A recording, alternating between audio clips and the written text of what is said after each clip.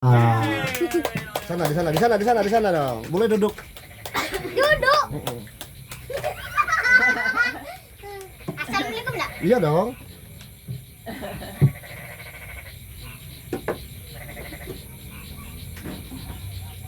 Kok enggak? Mana salamnya? Enggak apa-apa, assalamualaikum.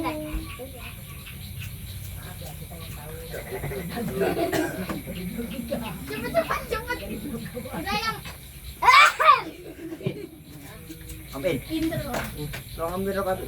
Assalamualaikum warahmatullahi wabarakatuh.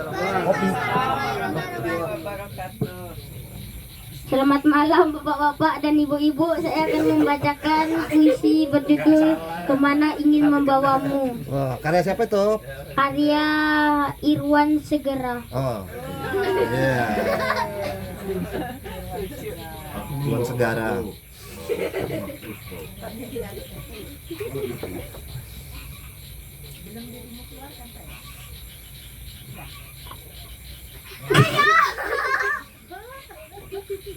Adinda, di tanah ini orang-orang tunduk pada tita penguasa telah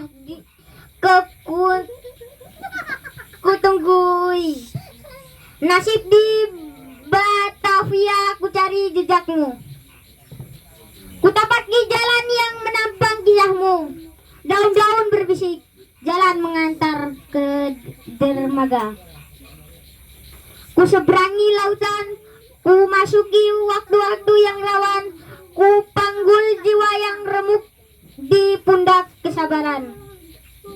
Ku seret seluruh ingatan yang merangkum sejarah kuntuhan yang kebangkitan.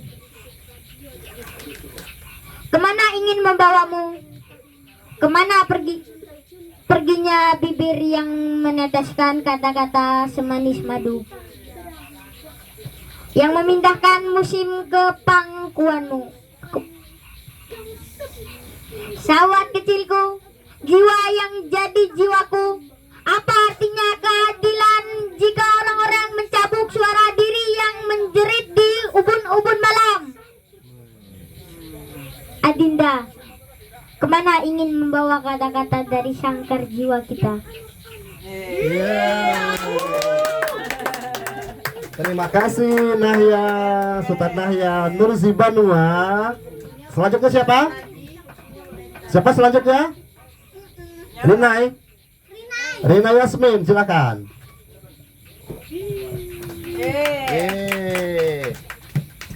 Duduk situ.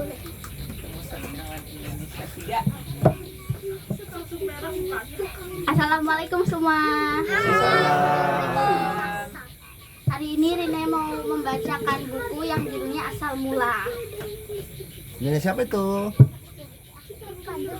Mutia Sukma. Asal mula. Sejak kapan manusia ada di bulan?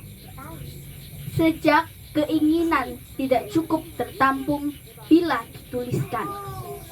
Sejak kapan rumah memiliki pintu? Sejak kesedihan menjadi tubuh bagi hati yang selalu terbuka lebar. Tubuh adalah bangunan sejarah, tempat keinginan dan kesedihan berebut wilayah bagian waktu. Jalan menuju masa depan, dan tanganmu mengibak mencari peruntungan bagi kartu baik yang akan diturunkan dalam perjudian. Nah, terima kasih Rina Yasmin. Sekarang nyala cahaya. Sekarang silahkan nyala cahaya. Bang Taya juga baca puisi? Iyalah. Oke, oh iya ya. Selamat malam Sobat JBS.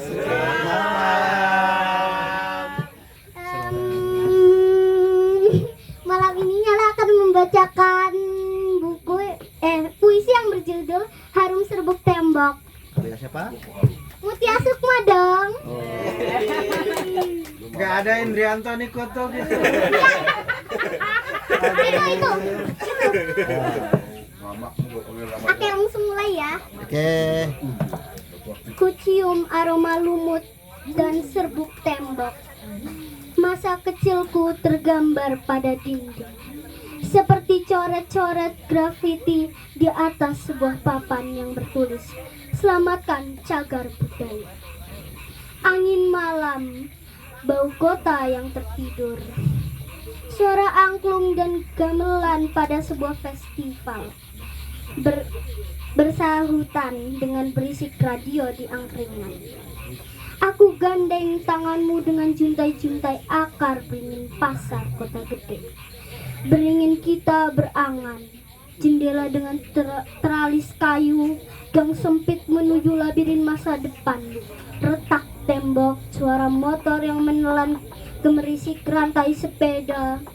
Masa kecilku tersangkut di emasan tangan pedagang jamu, penempa perak, dan anak-anak yang menangis minta mainan.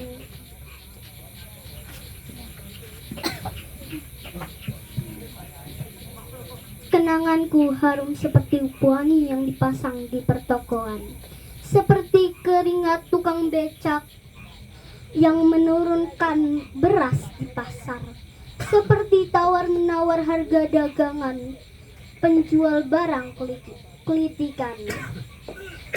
Kita kekal dalam redup kota, dalam bayang-bayang yang terpantul lampu jalanan, dalam mimpi indah gelandangan yang tertidur pada selasar pasar.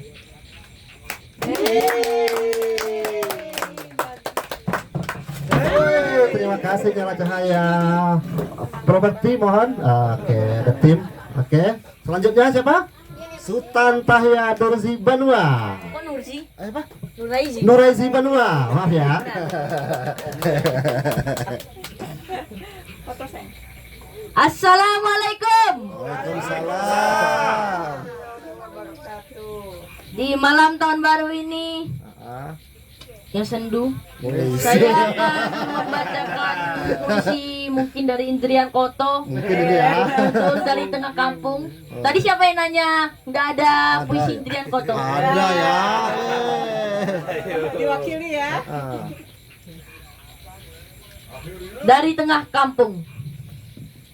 Aku mendengar suara tangisan dari kubur leluhur yang sebentar lagi mungkin digusur. Tanah kami gembur, bergetar oleh derit truk. Tengah malam dan dini hari, membawa apa yang kami tanam. Apa yang keringat kami keluarkan, jauh ke pusat keramaian. Dari sisa tanah yang kami pertahankan, di antara banjir dan desakan pemerintah, kami menanam anak-anak pada deru lengking perjalanan. Aku mendengar jeritan hantu-hantu yang mengutuk dirinya sendiri, membiarkan anak cucunya memilih takdir buruk masa muda, membenci pantai indah dan bukit yang menggoda, membawa kami satu-satu dalam peluk cium bagai malam pertama. Satu persatu menuju pelaminan. Kami meninggalkan bangku sekolah dengan rencana sia-sia, mengurus anak, suami yang malas pulang, nasib malang terus berulang. Ombak hanya sekedar berdebur dan ladang hanya sekedar dijelang. Kami mengutuk kebosanan dengan menciptakan kebosanan lain. Di televisi, kami melihat hidup seindah organ tunggal, goyangan penyanyi, dan senggolan dengan mulut bau alkohol. Keringatnya yang ladang dan asin laut menggarap habis masa depan.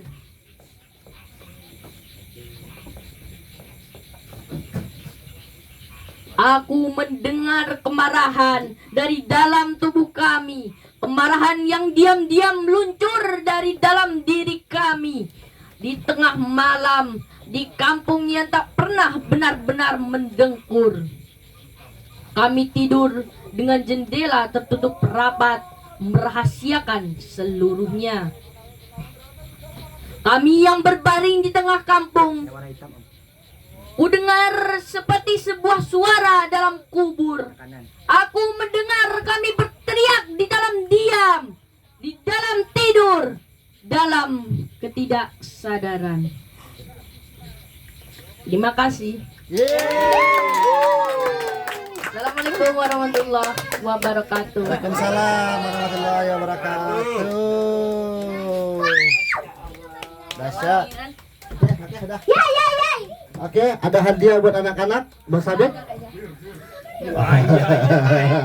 Sabit membaca puisinya. Iyalah, iya. Iya, Sabit dulu. Kotak-kotak Doraemon, puisi Doraemon.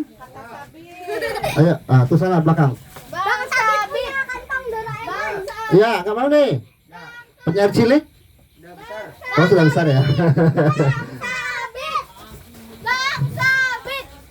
Bang Sabit. Iya, mungkin Bang Sabit mau baca puisi. Bang Sabit. Di sana ke depan. Puisinya Pak Raudal. Nggak ada Oh, nggak ada. Oh iya. Oke, kalau begitu kita panggil penyair muda kita yang sudah ada di pamflet. Seorang penyair muda berbakat, penyair yang baru saja memposting puisinya yang dibuat di Kalam Sastra. Dia adalah Abdillah Dhani. Yeay. Ya urutan sesuai umur berarti Pak. Boleh Om. Ya, ya.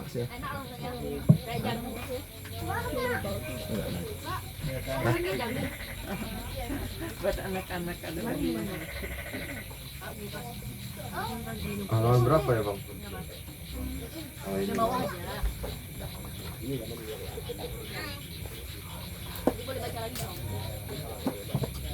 Assalamualaikum warahmatullahi wabarakatuh. Waalaikumsalam warahmatullahi wabarakatuh. Selamat malam Om, Tante.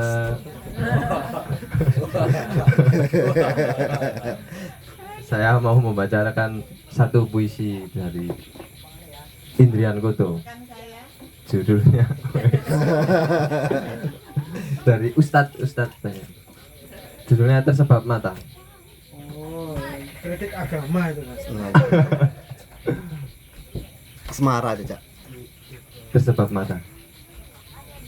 Aku mengenang masa lalu sebagai mata kekasih yang berkhianat. Serupa kekasih yang melukai, aku mengenangnya penuh kebencian dan rasa rindu. Trauma apa sih? Tahu nih. Aku ingin segera memeluk dan meludahi matanya yang licik. Diam-diam ku cintai segalanya dengan seluruh kemarahan yang rahasia. Aku meragukan apapun. Sudah lama tak ku percayai kata-kata dan membiarkan semua menampar mukaku. Serupa kekasih yang berkhianat, aku menatapnya penuh kebencian dan cinta yang rahasia. Aku merasa sendirian, serupa bayi yang ditinggalkan, memanggil-manggil namanya dan menyeru-nyeru nama Tuhan.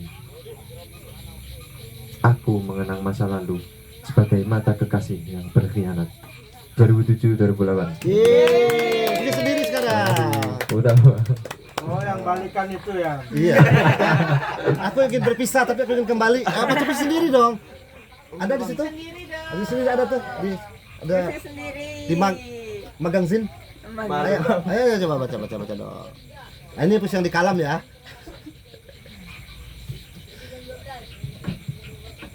Miring bacanya. Selamat malam Om Tante lagi. Saya izin membacakan puisi Belukar. Ini puisi dibikin dengan bimbingan dari GPS ini ya, bersama Bang Goto dan Mbak Sukma. Ya Allah. Berbulan-bulan iya ya. Kangennya. Maaf ya Bang Goto, Mbak Sukma. Belukar. bahkan gosip secepat cahaya bakal kalah di hadapan matamu. Selalu memandangku sebagai yang baru dari segala jauh, yang ia kenal penuh-penuh. Seperti tanah di sebelah rumah, tiba-tiba membelukar, tiba-tiba liar. Segenap durinya tajam membuntu pintu biru, sisa kisah hari lalu. Pertumbuhan adalah soal mencuri waktu dan air matamu yang jatuh dari jendela setiap kali bibirmu diam-diam mengucap satu nama. Aku belukar sial akan mencari masa lalumu, Ibu. Maaf ya Bang. Terima kasih Mas Abdillah Dhani, penyair muda dari Jawa Timur yang bermukim di Jakarta. Jessica. Ya, sekarang sebelum kita panggil lagi penyair, kita kasih panggung bebas dulu, Jess. Jessica akan menampilkan pembacaan mungkin puisi atau prosa atau apa. Terima kasih, Jess. Silakan dipilih.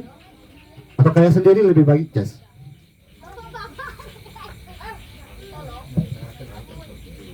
Enak ya?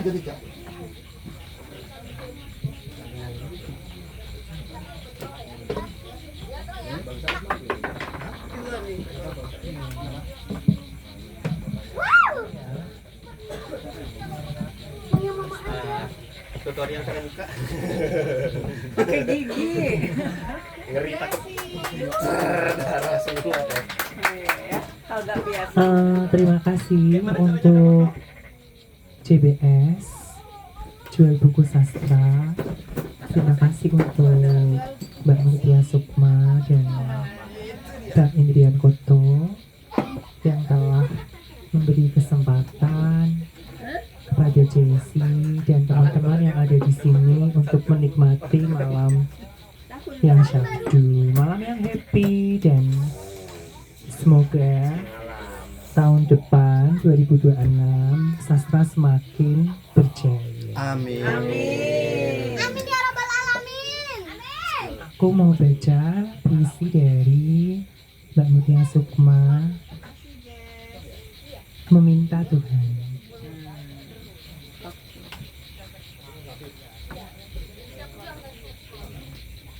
Di sepanjang jalan yang becek ini, aku masih saja sendirian.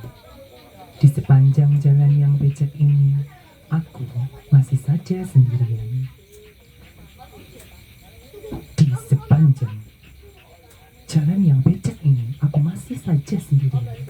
Menyeru-nyeru nama Tuhan, menyeru-nyeru nama Tuhan, merasakan kehadirannya lewat gesekan daun dan hujan jelmaan tangis yang dialamatkan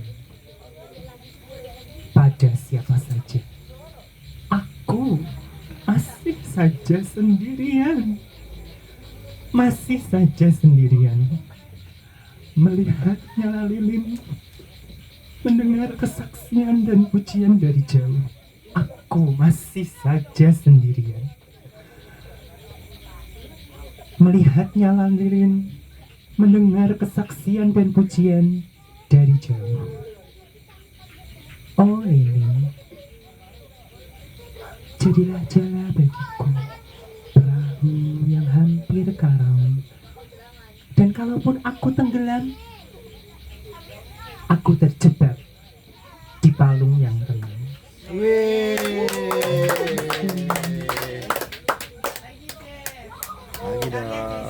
Ini bagus banget, jadi aku akan baca ini lagi. Meminta Tuhan. Di sepanjang jalan yang becek ini, aku masih saja sendirian. Di sepanjang jalan yang becek ini, aku masih saja sendirian. Menyeru-nyeru nama Tuhan, merasakan kehadirannya. Menyeru-nyeru nama Tuhan, merasakan kehadirannya. Lewat gesekan dedaunan dan hujan jelmaan tangis yang dialamatkan pada siapa saja.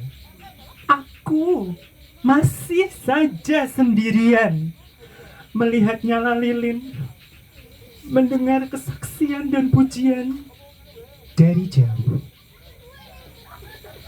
Oh lilin, jadilah jala bagiku, perahu yang hampir karam. Dan kalaupun aku tenggelam, aku terjebak di palung yang tenang. Mutia Sukma. Yeay. Bagus banget. Gak tahu nih bikinnya gimana. Iya, Mbak. Terima kasih Jess. Selamat datang Pak Mawi Air Tawar dan keluarga.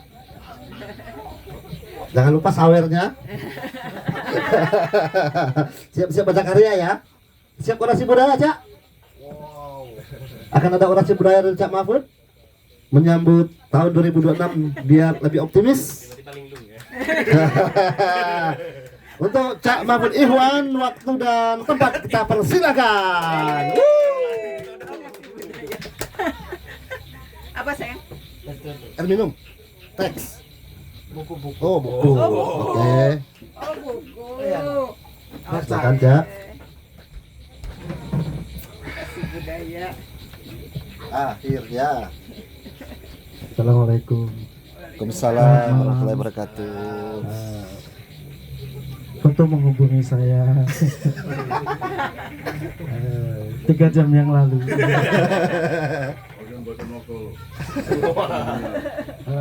Saya sempat mencoba menulis sebenarnya. Cuman di rumah baru kami di Pajangan, saya bahkan belum menghasilkan 1 halaman pun.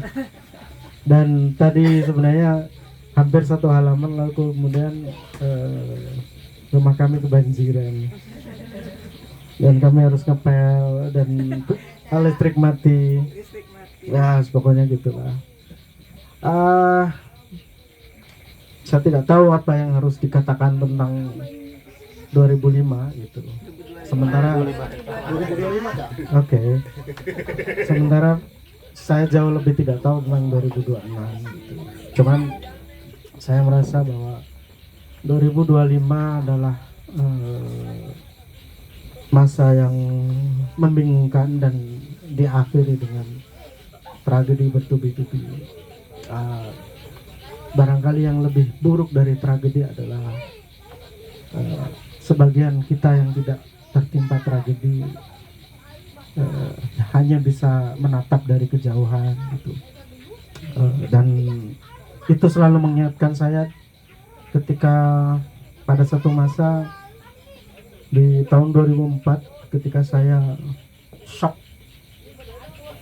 melihat televisi menatap bagaimana Aceh lenyap dari muka bumi persis di akhir tahun seperti ini, dan seorang teman menodong saya dengan sebuah belangko, Hud, berangkat ke Aceh yuk." Dan saya bisa menatap dan gemetar gitu. Dan yang saya lakukan adalah mencari kalimat yang paling bagus untuk menolaknya. Saya takut, saya tidak berani, dan dalam lubuk hati paling dalam yang keluar sebenarnya adalah kayaknya saya cuma bisa nulis gitu. Dan sejak itu saya selalu menganggap bahwa seorang penulis, atau saya lebih suka menyebutnya sebagai pengarang, adalah bagian dari tindakan kepengecutan saya. Dan karena itu saya tidak pernah bisa membesar-besarkannya. Oke. 2025 dalam beberapa hal mengingatkan saya dengan 2020. Makin mencemaskan 2026 nih. Dan ada satu esai yang pernah saya tulis tentang 2020. Sebuah catatan yang sangat muram tapi juga lega karena kita bisa melewatinya. Dan saya pikir 2025 sekali menyaksikan bahwa di awal tahun buku saya baik terbit gitu, dan selalu yang saya bawa kemana-mana adalah tentang bertahan gitu. Dan 2025 saya rasa akan baik kalau kita bertahan, karena kita tidak tahu 2026 seperti apa. Oke, 2020 saya seharusnya menulis angka 2020, tapi saya ingin melihatnya tanpa istimewa dan tak akan dipertukarkan dengan angka-angka tahun lainnya, baik yang sebelumnya maupun yang akan datang. Tapi saya tak hendak menuliskannya dengan ejaan standar yang dianut oleh editor media tempat koran ini tayang, 2020, karena itu terlihat terlalu panjang dan bertele-tele. Saya pikir itulah gambaran perasaan saya atas tahun ini, 2020 dalam 2 kata. Punya kolom sendiri, menulis 2000 kata setiap akhir pekan, menyanggupi hal yang biasanya tak bisa disanggupi, dan mampu mendapat 1-2 pembaca baru yang menunggu. Saya rasa itu bukan hal yang terlalu buruk bagi seorang penulis. Tapi bukan itu yang membuat saya lega di akhir tahun ini. Nyaris sepanjang tahun kita hidup dalam kegentingan, perasaan tercekam, selalu merasa mesti siap sedia.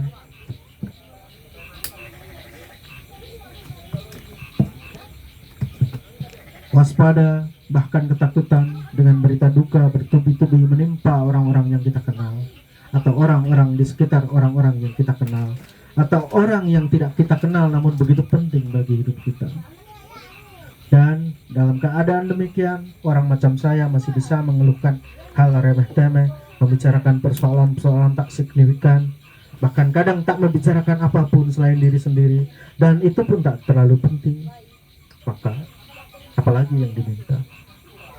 Menjadi terasa nyata di tahun ini bahwa nikmat terbesar seorang penulis adalah masih terus bisa menulis. Oleh karenanya saya harus bilang, dalam arti paling menguatkan, ini adalah masa yang sangat istimewa. Tapi bagaimanapun, ini adalah tahun yang seharusnya kita diberi sejenis kortingan. Ini saat-saat yang begitu berat dan sebagian dari kita kolaps. Kehilangan pekerjaan, kehilangan rencana dan cita-cita, kehilangan orang tercinta, atau bahkan yang lebih subtil, katakanlah semacam kehilangan harapan. Kita sekecil itu rupanya, selemah itu. Di depan wabah, di depan alam yang membuat perhitungan, kita cuma hewan melata. Kita adalah cacing kepanasan yang diguyur sisa air cucian. Dengan sisa-sisa daya, di tengah sedikit sisa-sisa pengharapan yang ternyata tak cukup kuat untuk jadi pegangan, yang bisa kita gumamkan cuma sejenis doa separuh putus asa. Mbok sudah cukup. Hup. Dan ketika terang di ujung lorong itu masih terlihat terlalu jauh dan terlalu kecil, dan kita masih terus meraba-raba dinding gelap yang bahkan belum tentu itu dinding, setidaknya kita sekarang berada di penghujung tahun yang amat menguji dan menguras kesabaran ini. Kita belum benar-benar keluar, ya, tapi bolehlah kita berhenti sejenak mengambil semacam jeda. Saya tak biasa menjadikan pergantian tahun sebagai sesuatu yang mesti dihitung, dan karena itu mesti dirayakan.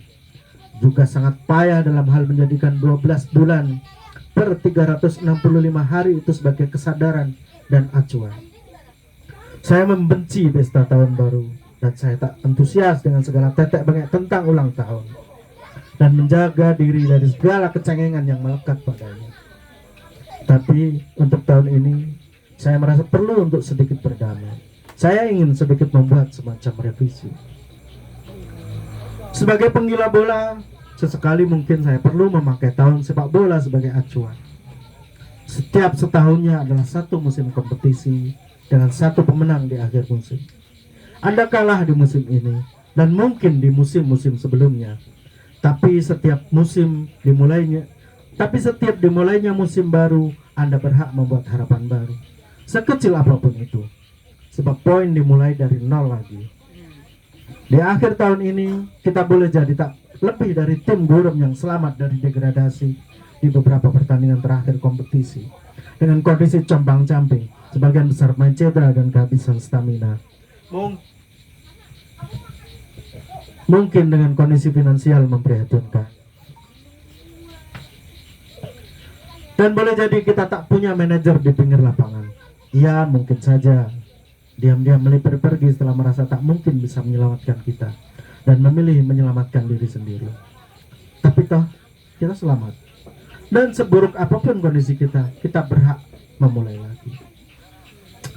Hidup hanya menunda kekalahan, kata Khairil Anwar, nyaris putus asa. Yang jika kita mendengarnya di sepanjang tahun ini, kalimat itu benar-benar terdengar sama sekali tanpa pengharapan. Tapi saya pikir setidaknya menunda adalah kata kerja. Iya, bagaimanapun juga sebentuk ikhtiar. Mungkin dari upaya yang paling kecil dan paling penghabisan. Maka berhasil mengupayakannya, dan itu berarti terus mengupayakannya, pasti patut juga dirayakan. Kita mungkin tak akan juara di penghujung musim dengan piala atau trofi, dengan medali di leher, dengan konfeti bertaburan dan kembang api berhamburan. Tapi terus bertahan, terus menunda kekalahan adalah juara itu sendiri. Tahun 99, Jimmy Glass, seorang kiper cadangan pinjaman yang baru direkrut agak terlambat dan nyaris tak dikenal oleh rekan setimnya, menyelamatkan Carlisle United, klub divisi 4 sepak bola Inggris, dari terjungkal ke sepak bola amatir. Ia tak menyelamatkan gawang sendiri sebagaimana seorang kiper, melainkan mencetak gol ke gawang lawan layaknya seorang striker.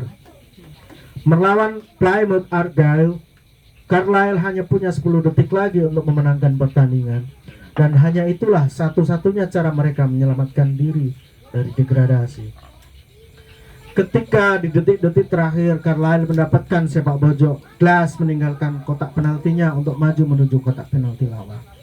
Dan sedetik ke depan, menyeruak di antara kerumunan 21 pemain lain, ia menyepak bola muntah dari kiper lawan dan masuk. Dan menyelamatkan klub yang baru diperkuatnya hanya dalam 3 pertandingan. Seluruh penonton di stadion tumpah ke lapangan dan Jimmy Glass digotong di atas pundak ratusan orang, dilulukan sebagai pahlawan.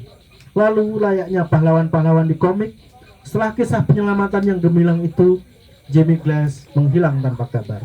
Hingga sekarang, kisah Jimmy Glass dianggap sebagai salah satu keajaiban sepak bola. Meski saya sering mengatakan bahwa sepak bola seperti hidup, dan saya tak jarang betul-betul melihat saya seperti itu, dan saya tak jarang betul-betul melihat hidup saya seperti itu, saya harus bilang bahwa Jimmy Glass hanya ada di sepak bola, tidak di kehidupan nyata. Maksud saya, yang benar-benar nyata. Ia tak bisa diharapkan kedatangannya, dan lebih baik kita tak mengharap kedatangannya. Anda harus menyelamatkan diri dari kebobolan, seringkali sendirian, dan Anda juga yang mesti maju ke depan, mengambil sekecil apapun kesempatan untuk Anda sendiri. Bahkan, itu masih bukan berarti kemenangan, apalagi juara, melainkan sekedar untuk tetap bisa bertahan. Seperti tim burung macam Carlisle. Bahkan itu boleh jadi tak sepenuhnya berhasil. Seperti Jimmy Glass sendiri yang pensiun di usia 27 karena tak ada klub yang mempekerjakannya. Selamat tahun baru 2021, terutama untuk Anda yang selamat di tahun 2020. Demikian, terima kasih.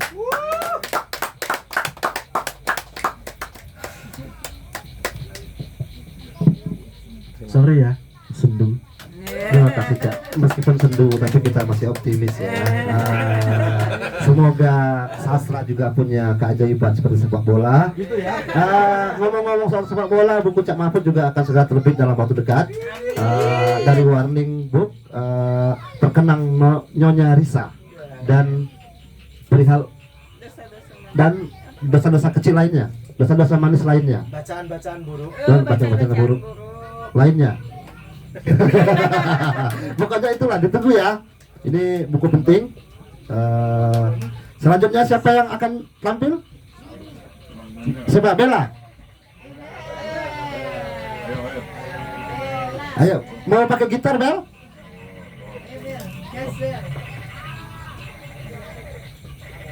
Bella, nama panjangnya siapa Dani? Asabella. Asabella adalah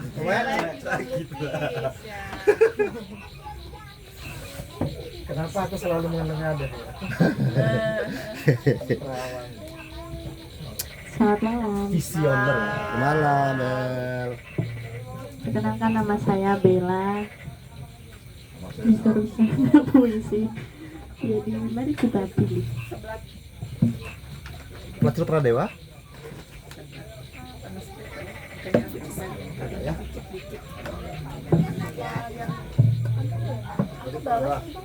Boleh.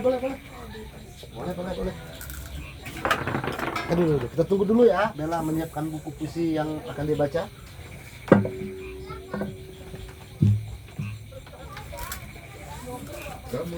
Kemarin aku lihat di story nih.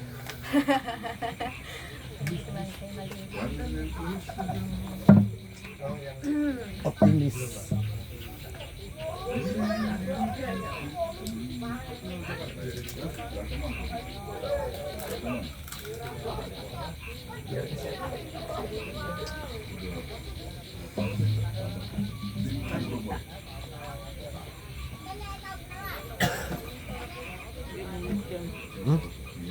Kirim ke Pranita. Oh iya, boleh Cak, boleh Cak. Saya mau membacakan puisi berjudul Kau Ziarahi Tubuhku milik Kak Pranita Dewi.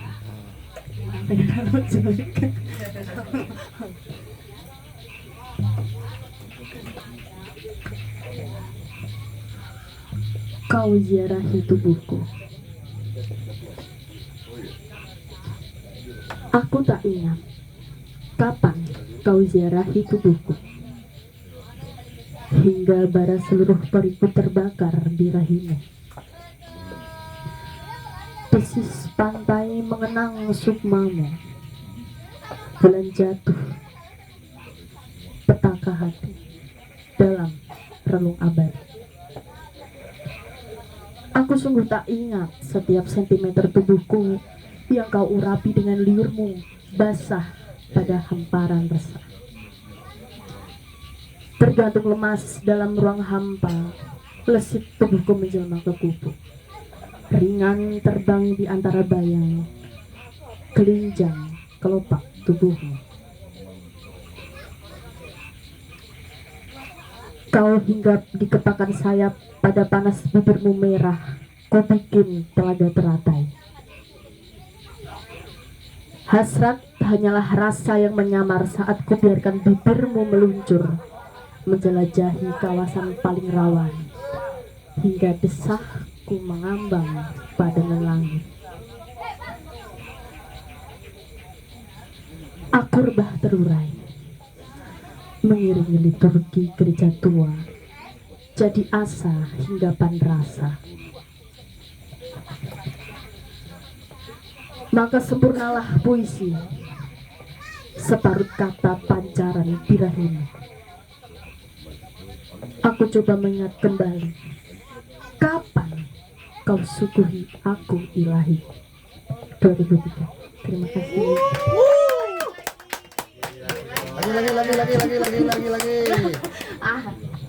Lagi. Karena disiapkan 3 tadi kan.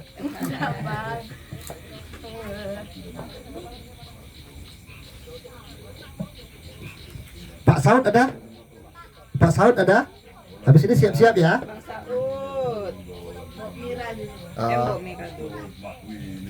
Mawi siap-siap ya Mawi. Puisi kedua judulnya Boneka Tuhan.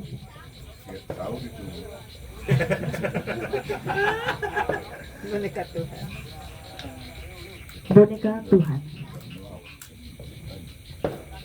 Peraman malam jadi kisah sejamuran. Pertemuan adalah boneka Tuhan. Janin usang menitiskan bayang, membintalmu dalam sandaran benang. Lumatan di bibirku adalah semu.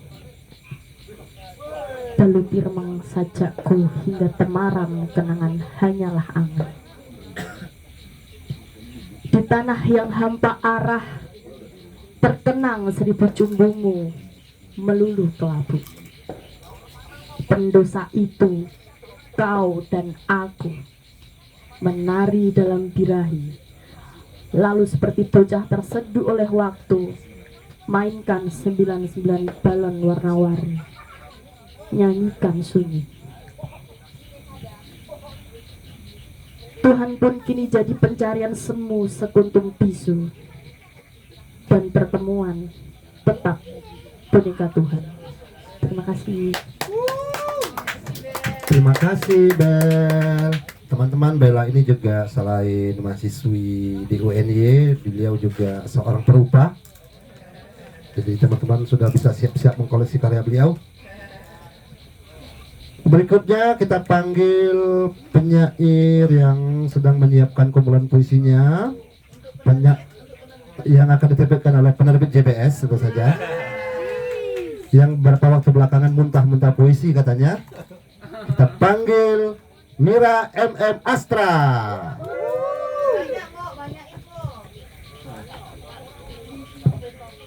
Dia pemilik Honda Astra ini.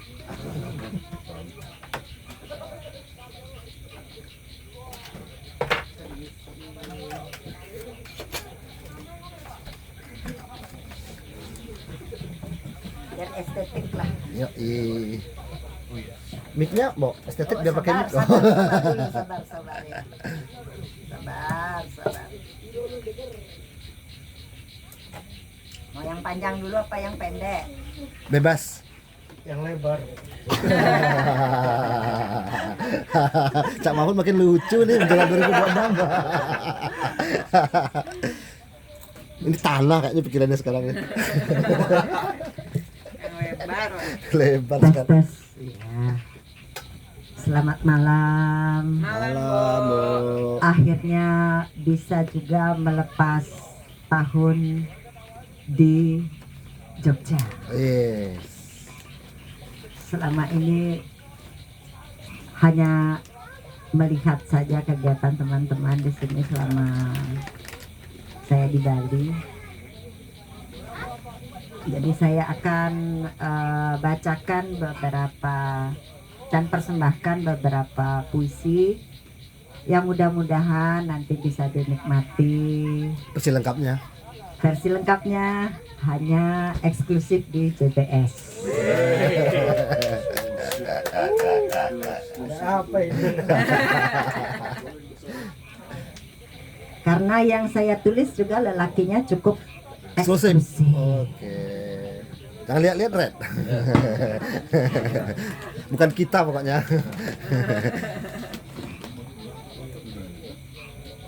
Rerintik hujan pertama. Rerintik hujan pertama tiba, seperti desis rahasia yang menetes dari sela tulang rusukku.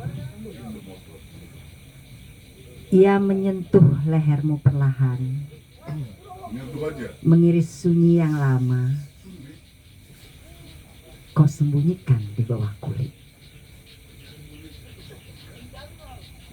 Tubuhku adalah awan yang retak, menyimpan badai kecil yang tak sempat kau tanya asal usulnya. Di setiap langkahku menuju dadamu, ada getar yang menggigil, seperti lampu-lampu kota yang mati satu persatu ketika malam memutuskan untuk mencintai gelap.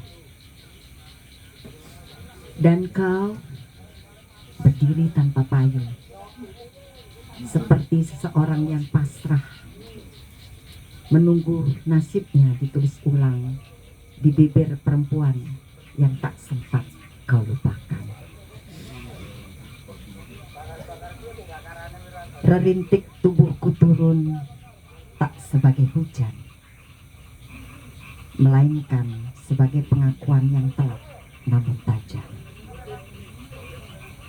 Setiap tetes jatuh memukul kulitmu bagai ingatan yang kembali dengan dendam kecilnya. Tatapan yang kau tahan, kata-kata yang tak sempat kau pecahkan, dan jarak yang dulu kau biarkan tumbuh sampai menusuk kita berdua. Hujan ini bukan berkah. Ia adalah air yang mengangkut rasa bersalah, nafsu yang tak selesai, dan luka yang diam-diam kau simpan di keningku. Pada punggungmu, rerintikku menyelinap, mengalir dalam garis-garis yang tak berani kau hapus. Ada getir, ada asin, ada aroma tubuhku yang menciumi ingatanmu sampai kau tersandung dirimu sendiri. Dan kau menggigil, bukan karena rasa dingin, tapi karena tahu bahwa setiap tetes dari tubuhku adalah kalimat yang ingin kau baca, namun selalu kau ingkari. Aku jatuh padamu seperti ini, tik, perlahan, tanpa suara riuh, namun dengan ketajaman yang bisa membelah apa yang kau sebut dengan ketabahan. Tubuhku yang rerintik mencari celah di tubuhmu, di pangkal leher yang dulu pernah mengenal aromaku, di dada kiri yang sampai kini masih berdetak canggung ketika kau ingat tatapanku, dan di jemari yang gemetar karena ingin menyentuh namun takut pecah. Hujan ini panjang, gelap, dan tak punya tujuan selain menemukan tempat terakhirnya. Jika kau biarkan aku jatuh, aku akan menjadi sungai yang menarikmu ke dalam malam terpekat, tanpa cahaya, ke tempat di mana tubuh tak lagi membedakan antara rindu dan penyerahan. Maka biarkan aku runtuh setetes demi setetes, menyusup di sela tulangmu, mengajari tubuhmu bahwa kita pernah, masih, dan mungkin selamanya adalah dua bayang yang tak bisa selesai meski mencoba saling melupakan. Rerintikku adalah tubuhku, dan tubuhku pada akhirnya menemukan rumahnya hanya di kulitmu.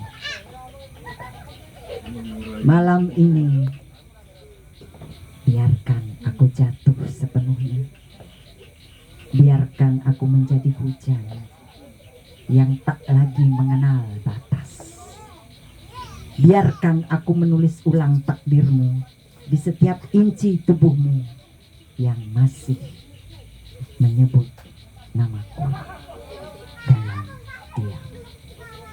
Nitip Prayan, Yogyakarta, 21 November 2025.